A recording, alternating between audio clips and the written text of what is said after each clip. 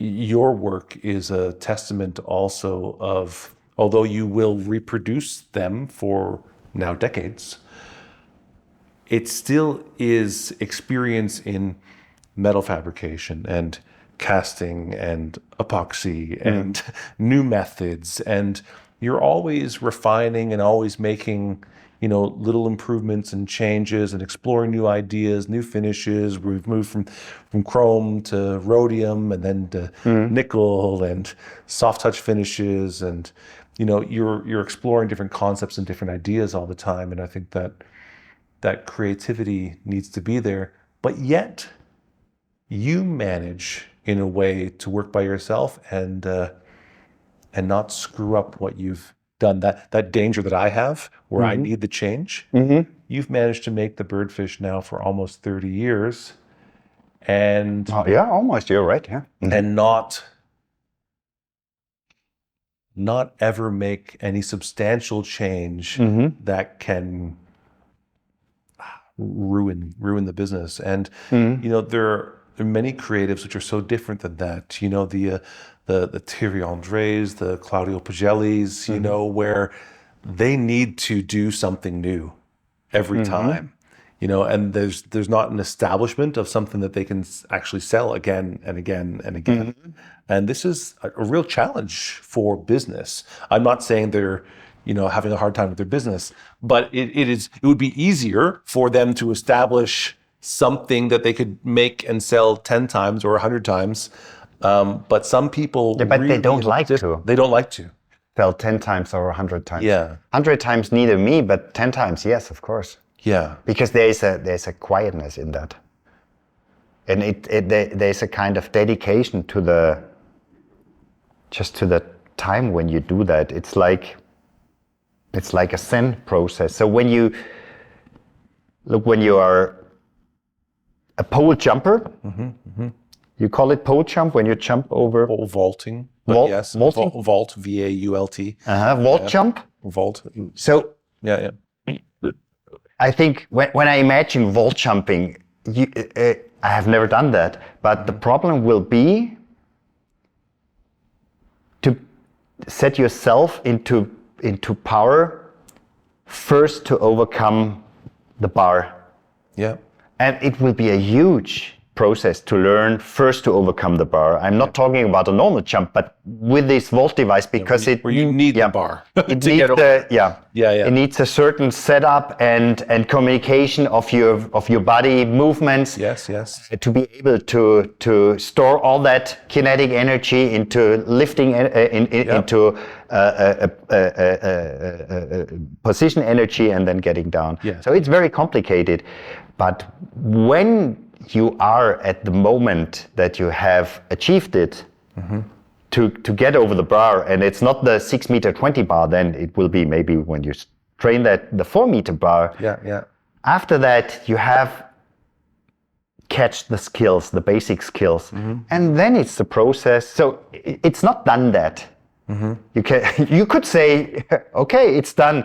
Next task. What about 100 meter running or so? Yes. But the next thing will be, you want to end up at a higher level. You want to get deeper into the details. And then it's about very minor changes, maybe things that you don't know that these are important. And maybe it's only the way how you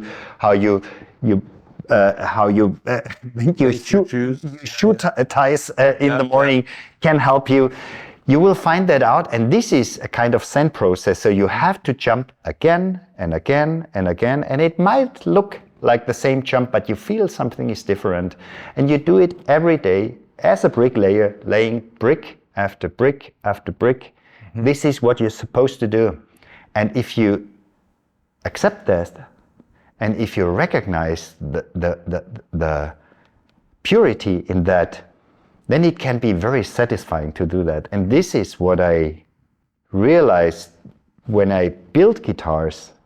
In the actual process, this is something that is purely satisfying to me. And since the guitars are so complicated somehow, that was the process before the 4 meters, so to say. This is already done. I have a grip on that. I have it under control. And then it's the small little improvement, laying the brick a little bit better and not putting on so many cement or concrete on so that I have to scratch it off, getting better and better and better. And this is something that no one notices, that it's a very intimate thing. But this is, and now imagine you do that not for a company, for someone who surveys you if you do the job right. Yes. If you are in a hand-on job, you do it only for your own voluntary reason, because there is no need to do to improve yourself and to do all these minor details, because people are gonna buy this guitar anyway, because the quality is good enough. All the sales before prove that it's good enough. So why getting better? And why getting better in a way that no one or not many people see that? Some colleagues see that, or people who are ticking the same way. But this is really, really satisfying, and you do it in another state of mind. So I used to listen to audiobooks then, and for me it's a gift.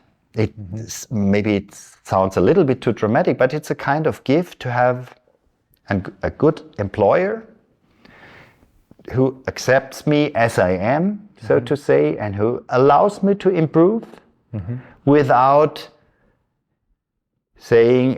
giving me the feeling that it's not necessary to improve. It's better to be faster because we would make more money. And then listening to audiobooks and living in a parallel world, so to say.